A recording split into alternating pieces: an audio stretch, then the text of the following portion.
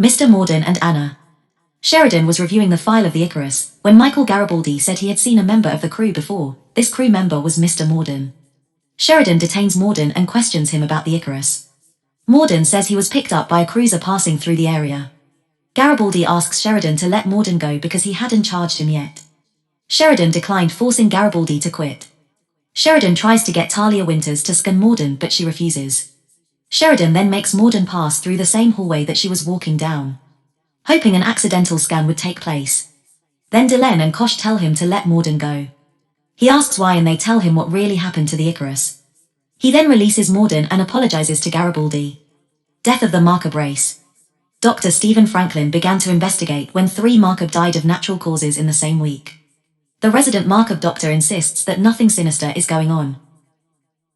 However, Franklin soon finds out that the 3 deceased were infected with some form of plague. Upon questioning the resident Markab doctor, it is discovered that the plague is 100% contagious and 100% fatal. Sheridan places the station under quarantine. Delenn comes to him to be allowed into the isolation zone where all the Markab were gathered. He eventually agrees. Delenn and Lenya enter the isolation zone and are forced to watch all the Markab die. By this point the Markab race is extinct. Psych or traitor. When Mr. Garibaldi asks Sheridan if they can bring Talia in on their little conspiracy to bring President Clark to justice, he says yes and to set up a meeting. Then Lita Alexander tells Sheridan that one of them is not what they appear. Sheridan places her in a cell, but on the way to the cell someone tries to kill her and she flees. Later Ivanova talks to Sheridan and tells him that she is a telepath. Lita is found and he has her send the password that will trigger the personality change into each person of the command staff. No one on the command staff is the traitor. Talia Winters enters the room. Lita sends the password into her mind and the conditioned personality takes over. Narn-Centauri conflict. The Narn-Centauri conflict comes to a boil and the Centauri directly attack Narn. With no chance of winning, the Kree order G'Kar to ask for asylum from Sheridan and they then surrender to the Centauri. Londo then calls a meeting of the Babylon 5 Advisory Council in which he reveals the terms of the Narn surrender. Londo then insists that citizen G'Kar be removed from the council. G'Kar leaves and Sheridan later tells him that he has all the resources that Sheridan can provide to regain his homeworld. After this, Sheridan started training the Starfury pilots about Centauri tactics. Then when a Narn heavy cruiser arrives on the other side of the planet, Sheridan offers to repair their ship. A representative from the Ministry of Peace, Frederick Lance, who was there to sign a non-aggression treaty with the Centauri, finds out and tells Londo. Londo notified his government and then tells Captain Sheridan to give up the Narn ship. He refuses and a Centauri heavy cruiser came out of hyperspace and locked onto Babylon 5 and the Narn ship. Sheridan powers up the defense grid and launches the Starfuries to escort the Narn ship into hyperspace. The Centauri open fire and Sheridan is forced to take out the Centauri vessel. The ship is destroyed and the Narn vessel escapes into hyperspace. Babylon 5 sustained damage. Sheridan is asked to apologize for his actions by the head of Night Watch. On his way to apologize, he takes the core transportation. While in there, he sees a Centauri bomb in the transport. He opens the doors of the transport and jumps out. As he is falling toward the station, Kosh comes out of his encounter suit and rescues Sheridan. Sheridan later thanks Kosh for saving his life. Conspiracy of Light. It was revealed that Sheridan is part of a low-level counter-conspiracy against President Clark's regime. The effort is being led by Sheridan's friend and superior officer General Haig. It is implied that Haig maneuvered Sheridan into the position of commander of Babylon 5 specifically for this reason. Sheridan uses his position on a number of occasions to help the effort. For example, he secretly assists a damaged Narn ship during the Narn-Centauri War. He also helps hide Dr. Everett Jacobs, who has proved that the illness President Clark used as an excuse to disembark from Earth Force One was a fraud. Additionally, he assumes joint command of the Rangers along with Delenn and works secretly with her to coordinate the first victory over the Shadows. The Long March to Liberate Earth. Sheridan and the Army of Light reached a turning point when Clark's forces, acting under illegal orders, fired on a pair of defenseless civil land transport ships and killed thousands of refugees. Outraged and disgusted at this turn of events, Sheridan took on the role of resistance movement leader by calling on the League of Non-Aligned Worlds to withdraw from their treaties of alliance with Earth. He asked them to not provide military aid to Earth, but authorized them to provide humanitarian relief should it be required. In light of all that Sheridan had done in winning the war against the Shadows, the League agreed. The first step in fighting Clark's forces was to free Proxima 3, which had been held under a blockade for some time. Sheridan's forces proceeded to mount a successful assault against the Earth ships stationed there, even convincing a few of the Earth Force ships to defect and join his fleet. Among these was the EAS Vesta under the command of Edward MacDougall, who was an old friend and former teacher of Sheridan's. The Army of Light continued to mount successful attacks and made steady progress toward Earth. Things changed when Sheridan was contacted by Michael Garibaldi, who claimed that Sheridan's father had been captured by forces loyal to President Clark. Garibaldi, who had been programmed by the Psi Corps to betray Sheridan, arranged to meet him at an outpost on Mars where they could formulate a rescue plan. Sheridan was subsequently captured and beaten by enemy forces, then turned over to an interrogator who used psychological manipulation and physical torture for days, as well as at one point depriving him of food. While these events unfolded, Garibaldi had been freed from his programming and had taken shelter with resistance forces on Mars. In short order, Garibaldi, Lita Alexander, and Dr. Franklin mounted a rescue mission.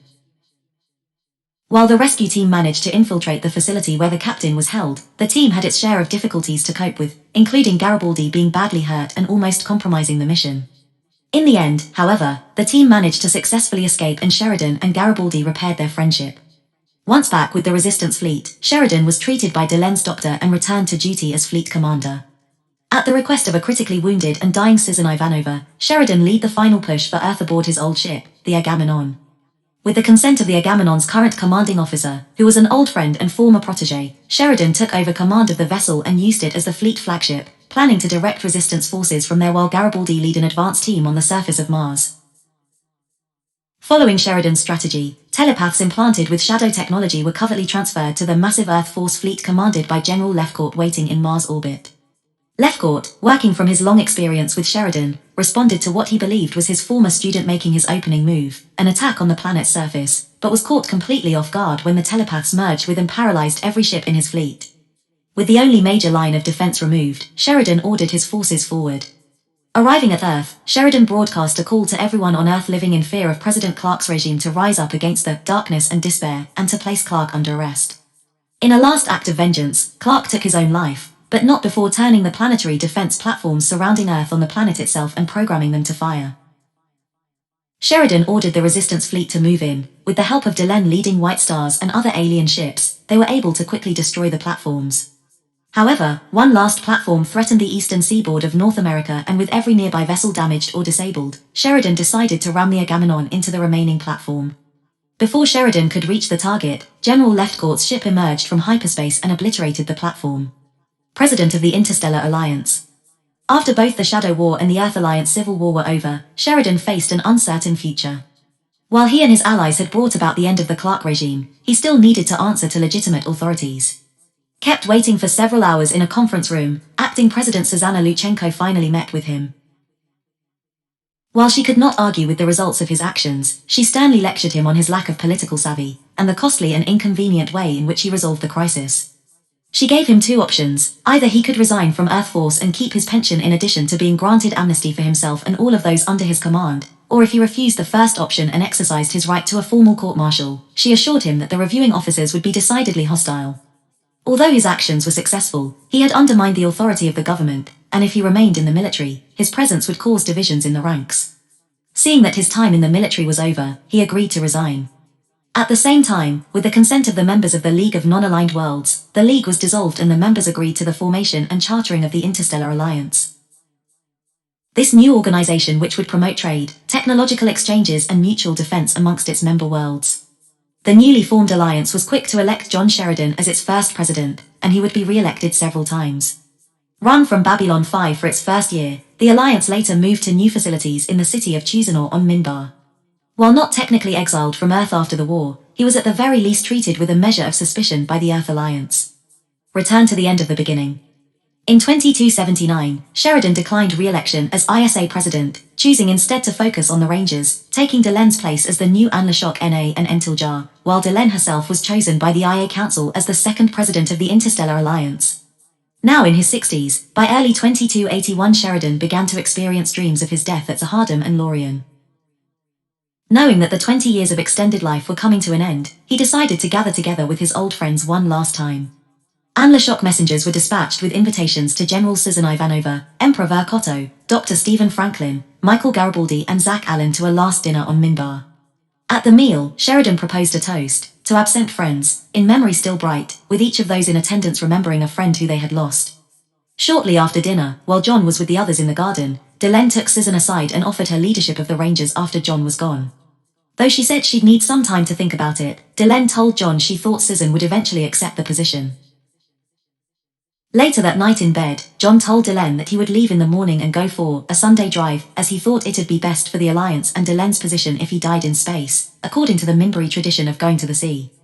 In the morning, John dressed in his old Army of Light uniform and after a wrenching goodbye with Delenn, took a snub-nosed White Star and left Minbar. His first stop was Babylon 5, where he was surprised to meet Zach Allen, who had not received his invitation as it had been sent to Earth. The two had a brief reunion, reminiscing before Sheridan left the station for the last time. From the station, he headed to Coriana 6, following Kosh's message from beyond the veil. When the long night comes, return to the end of the beginning, which had been delivered 19 years earlier by the spirit of Elizabeth's late friend Zoe, when she appeared during the Day of the Dead. As Sheridan felt his life slipping away, Lorien returned, telling him he and the others had been waiting for him. Engulfed in white light, he was gone. Legacy. In the years after his death, some of the Minbari developed the belief that Sheridan would someday return, but Susan Ivanova never saw him again for the rest of her life. Sheridan became a figure of myth and his actions would be disputed by many people, especially academics. Cast as a villainous figure in many respects, this view would be corrected by Delenn herself, who appeared from seclusion on the 100th anniversary of the Interstellar Alliance, crashing an academic panel discussion that was being broadcast all over Earth. To a stunned audience, she stated very plainly that Sheridan was a good man who loved Earth, even when Earth had turned its back on him. Despite the requests of those in attendance for her to stay and answer their questions, Delenn promptly left. Approximately 500 years after Sheridan's passing, a faction of the Earth Alliance that wanted to break away from the IA used a holographic recreation of Sheridan, Delenn, Franklin, and Garibaldi for propaganda purposes. Daniel reprogrammed the recreation of Sheridan to show him committing atrocities against civilians. Before he could reprogram Garibaldi, the holographic reconstruction of Garibaldi sent all of plans of the anti-ISA faction to the pro-ISA faction, including the plans for a preemptive attack by Daniel's faction against them. In response, they launched their own attack. Before their weapons could strike, Garibaldi wished Sheridan and the others an easy rest. In the years following the Great Burn, Sheridan was referred to as the Blessed Sheridan, suggesting that he has been elevated to a revered status.